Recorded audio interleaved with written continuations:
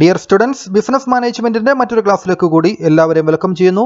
ഇന്നത്തെ ക്ലാസ്സിൽ നമ്മളൊരു പുതിയ ചാപ്റ്റർ ആരംഭിക്കുകയാണ്. കോർപ്പറേറ്റ് സോഷ്യൽ റെസ്പോൺസിബിലിറ്റി അഥവാ CSR എന്ന കാര്യങ്ങളാണ് അതിൽ ഉൾപ്പെടുത്തിയിരിക്കുന്നത്. അപ്പോൾ എന്താണ് CSR, അതിൻ്റെ മീനിങ് എന്താണ്, ഡെഫിനേഷൻ എന്താണ്, ഒപ്പം തന്നെ ഹിസ്റ്ററി ഓഫ് CSR ആക്ടിവിറ്റീസ്, കൂടാതെ കൺസെപ്റ്റ് ഓഫ് കോർപ്പറേറ്റ് സിറ്റിസൺഷിപ്പ്, ഇത്രയും കാര്യങ്ങൾ നമുക്ക് ഇന്നത്തെ ക്ലാസ്സിലൂടെ പഠിച്ചെടുക്കാം. അപ്പോൾ ബിസിനസ് മാനേജ്മെന്റിന്റെയും മാനേജറൽ എക്കണോമിക്സിന്റെയും ഇതിന് മുമ്പത്തെ ക്ലാസ്സുകൾക്ക് വേണ്ടി ഈ വീഡിയോയുടെ ഐ ബട്ടണും ഡിസ്ക്രിപ്ഷനും എൻ്റെ സ്ക്രീനിൽ ശ്രദ്ധിക്കുക. കൂടുതൽ ക്ലാസ്സുകൾക്ക് വേണ്ടി, കൂടുതൽ സബ്ജക്റ്റുകളുടെ ക്ലാസ്സുകൾക്ക് വേണ്ടി കൊമേഴ്സ് ക്ലാസ് പാർട്ണർ എന്ന ഈ ചാനലിൻ്റെ പ്ലേലിസ്റ്റ് സന്ദർശിക്കുകയും ചെയ്യാവുന്നതാണ്. ആദ്യമായിട്ടാണ് നിങ്ങൾ ചാനൽ സന്ദർശിക്കുന്നതെങ്കിൽ ഇതുവരെയും ചാനൽ സബ്സ്ക്രൈബ് ചെയ്തിട്ടില്ലെങ്കിൽ സബ്സ്ക്രൈബ് ചെയ്ത് വെക്കണമെന്ന് അഭ്യർത്ഥിക്കുന്നു. ഒപ്പം തന്നെ ഈ ക്ലാസ് നിങ്ങൾക്ക് ഇഷ്ടപ്പെട്ട് കഴിഞ്ഞാൽ ലൈക്ക് ചെയ്യുക, നിങ്ങളുടെ അഭിപ്രായങ്ങൾ കമൻറ്റ് ബോക്സിൽ രേഖപ്പെടുത്തുക, നിങ്ങളുടെ ഫ്രണ്ട്സിനായിട്ട് ഷെയർ ചെയ്യുക. അപ്പോൾ നമുക്ക് ക്ലാസ് ആരംഭിക്കാം.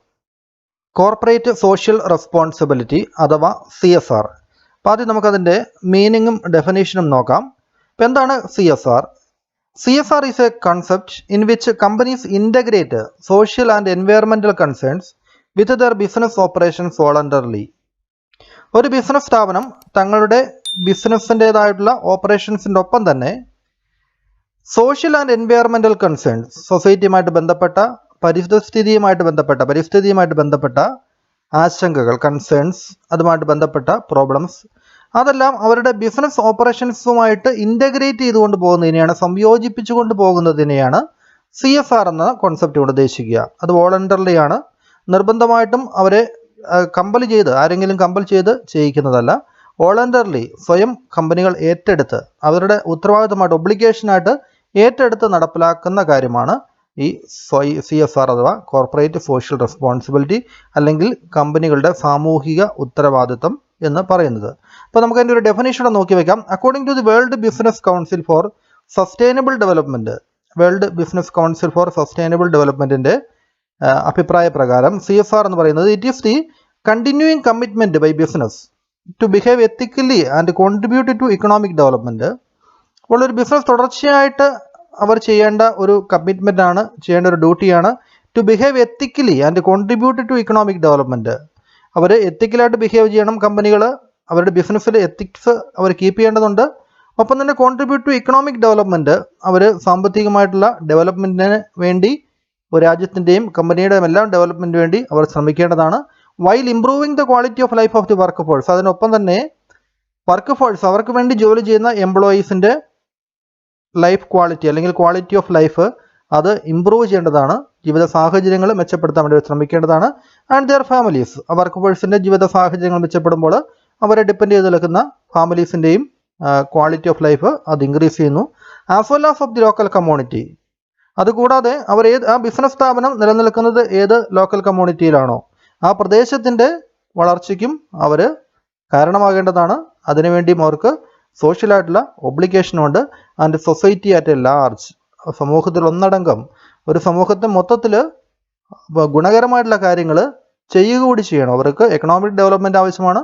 ഒപ്പം തന്നെ സൊസൈറ്റിക്കും കൂടെയുള്ള ലോക്കൽ കമ്മ്യൂണിറ്റിക്കും വർക്ക് ഫോഴ്സിനും അവരുടെ ഫാമിലീസും ഇവരുടെ എല്ലാം ജീവിത നിലവാരം ഉയർത്തുന്നതിന് ആവശ്യമായിട്ടുള്ള കോൺട്രിബ്യൂഷൻ ഈ കമ്പനികളുടെ ഭാഗത്തുനിന്ന് ഉണ്ടാവേണ്ടതാണ്.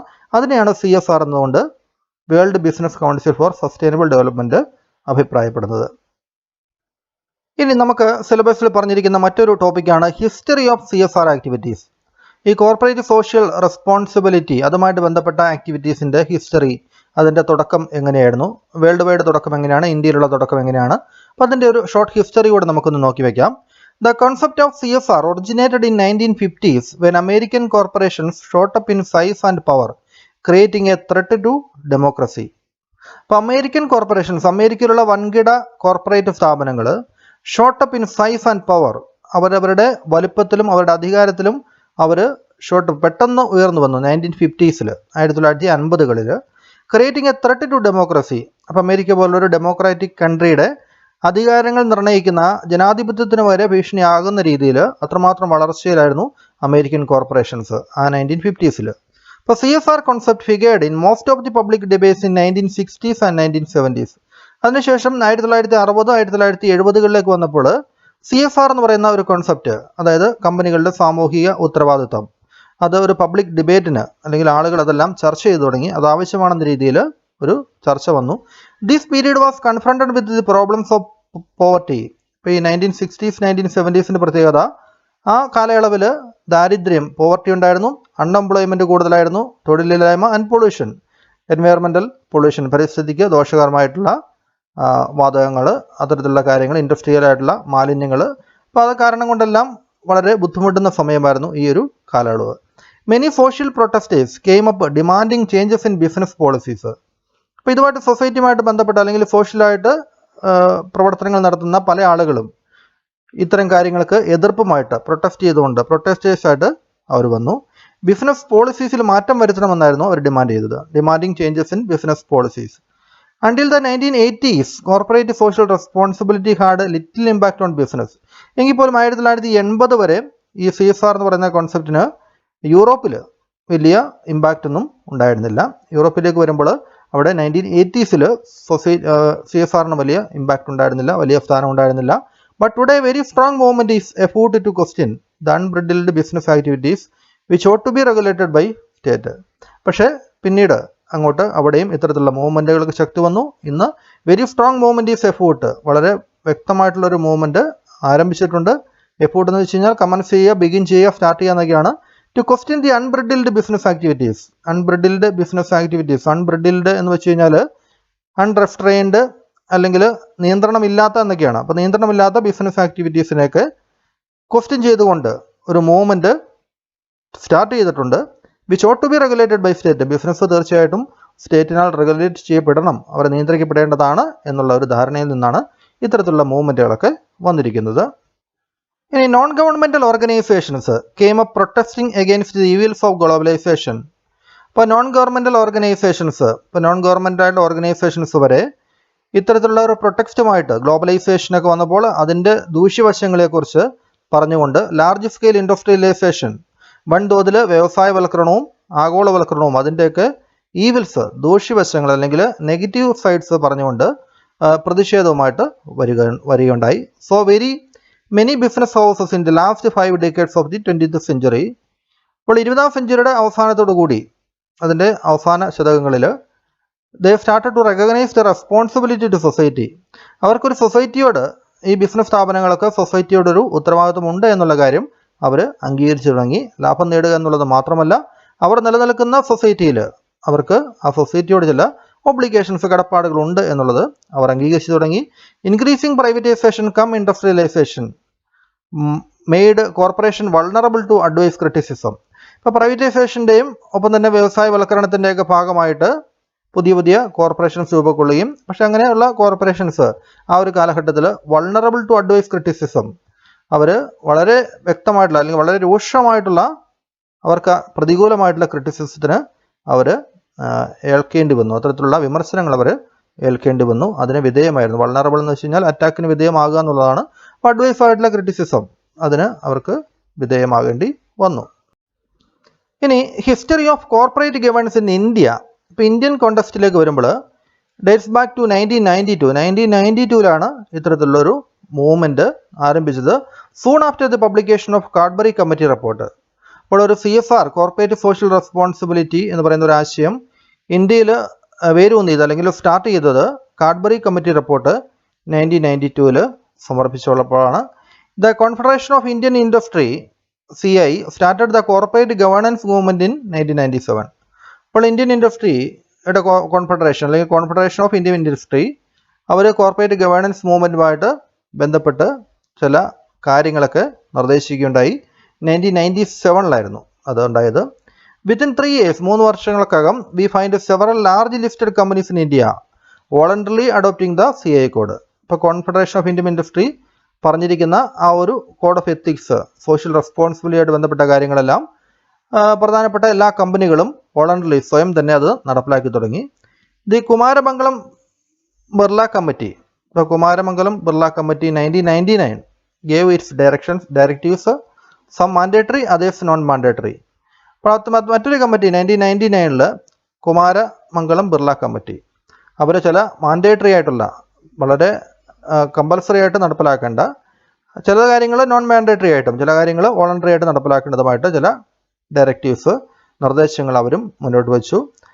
ബോർഡ് ഓഫ് ഡയറക്ടേഴ്സിന് വേണ്ടി, ഓഡിറ്റ് കമ്മിറ്റീസിന് വേണ്ടി, എമോളുമെൻറ്റ്സ് ഓഫ് ഡയറക്ടേഴ്സിന് കൊടുക്കുന്ന വേതനം, അവരുടെ പ്രതിഫലം, എമോളുമെൻറ്റ്സ്, പ്രൊസീജിയേഴ്സ്, നടപടിക്രമങ്ങൾ, annual report, share holders right, അങ്ങനെ പല കാര്യങ്ങളുമായിട്ട് ബന്ധപ്പെട്ട് ചില റിപ്പോർട്ടുകളും ചില നിർദ്ദേശങ്ങളും അവർ മുന്നോട്ട് വയ്ക്കുകയും ചെയ്തു. അതുകൂടാതെ ഇത് കമ്പനീസ് ആക്ട് 2000 ഇൻട്രൊഡ്യൂസ്ഡ്, ഇപ്പോൾ 2000 കമ്പനീസ് ആക്ടിൻ്റെ amendment introduced many provisions related to corporate governance such as qualification of directors, ഡയറക്ടേഴ്സിൻ്റെ ക്വാളിഫിക്കേഷന്, audit committee, directors responsibility. Directors എന്ന് ഉദ്ദേശിക്കുന്നത് ഒരു കമ്പനിയിലെ ബോർഡ് ഓഫ് ഡയറക്ടേഴ്സിനെയാണ്. അവരുടെ റെസ്പോൺസിബിലിറ്റി എന്താണ്, സ്റ്റേറ്റ്മെൻറ്റ് ഇൻ ഡയറക്ടേഴ്സ് റിപ്പോർട്ട് തുടങ്ങിയ കാര്യങ്ങളെക്കുറിച്ച് കുറേ നിർദ്ദേശങ്ങൾ കമ്പനീസ് ആക്ടിൽ 2000 അമെൻമെൻറ്റ് ആക്ടിലും ഇത് വന്നിട്ടുണ്ട്. അപ്പോൾ ഇതെല്ലാം സോഷ്യൽ ആയിട്ടുള്ള റെസ്പോൺസിബിലിറ്റിയെ പ്രതിപാദിക്കുന്ന ഒരു കമ്പനിയുടെ കോർപ്പറേറ്റ് സോഷ്യൽ റെസ്പോൺസിബിലിറ്റിയെ പ്രതിപാദിക്കുന്ന കാര്യങ്ങളാണ് ഇതിലൊക്കെ വരിക. അപ്പോൾ ഇതാണ് ഒരു CSRൻ്റെ ഒരു ഹിസ്റ്ററി എന്ന് പറയുന്നത്. ഇനി നമുക്ക് പഠിക്കേണ്ട മറ്റൊരു ടോപ്പിക്കാണ് കോൺസെപ്റ്റ് ഓഫ് കോർപ്പറേറ്റ് സിറ്റിസൺഷിപ്പ്. ഇപ്പോൾ കോർപ്പറേറ്റ് സിറ്റിസൺഷിപ്പ് എന്ന് പറയുന്നതും corporate social responsibility, corporate governance, ഈ പറയുന്ന ടേംസ് എല്ലാം തന്നെ ഇൻ്റർചേഞ്ചബിൾ ആയിട്ട് പല ആളുകളും ഉപയോഗിക്കുന്നുണ്ട്. ഓൾമോസ്റ്റ് സിമിലർ മീനിങ്സ് ആണ് ഇതിലെല്ലാം വരിക. അപ്പോൾ corporate citizenship refers to the contribution of a business organisation makes to the local community as a whole. ഒരു ബിസിനസ് ഓർഗനൈസേഷൻസ് അതിൻ്റെ ലോക്കൽ കമ്മ്യൂണിറ്റി അത് പ്രതിനിധാനം ചെയ്യുന്ന, അല്ലെങ്കിൽ അത് എവിടെയാണോ വസിക്കുന്നത്, ആ പ്രവർത്തനം നടത്തുന്നത്, ആ കമ്മ്യൂണിറ്റിയോടുള്ള അതിൻ്റെ ഉത്തരവാദിത്തങ്ങളെയാണ്, അവർക്ക് നൽകുന്ന കോൺട്രിബ്യൂഷനെയാണ്, സംഭാവനകളെയാണ്, അതെല്ലാമാണ് കോർപ്പറേറ്റ് സിറ്റിസൺഷിപ്പ് എന്നുകൊണ്ട് ഉദ്ദേശിക്കുക. These contributions include the company's core business activities. Contribution എന്ന് പറയുമ്പോൾ കമ്പനി ഏത് മേഖലയിലാണോ പ്രവർത്തിക്കുന്നത് ആ മേഖലയിലുള്ള അവരുടെ ഉത്തരവാദിത്തപൂർണ്ണമായിട്ടുള്ള അവരുടെ രീതികൾ. And it's investment in the local community. Local കമ്മ്യൂണിറ്റിയിൽ അവർ എന്തൊക്കെ ഇൻവെസ്റ്റ് ചെയ്യുന്നു, അവർ അതിൻ്റെ വളർച്ചയ്ക്ക് വേണ്ടി, കമ്മ്യൂണിറ്റിയുടെ വളർച്ചയ്ക്ക് വേണ്ടി എത്രമാത്രം പണം ചെലവഴിക്കുന്നുണ്ട്, ആ കാര്യങ്ങളെല്ലാം കോർപ്പറേറ്റ് സിറ്റിസൺഷിപ്പ്, കമ്പനിക്ക് ആ സമൂഹത്തിൽ തന്നെ മറ്റൊരു സിറ്റിസൺ ആണ് എന്ന രീതിയിലുള്ള പ്രവർത്തനങ്ങളാണ് അവർ നടത്തേണ്ടത്.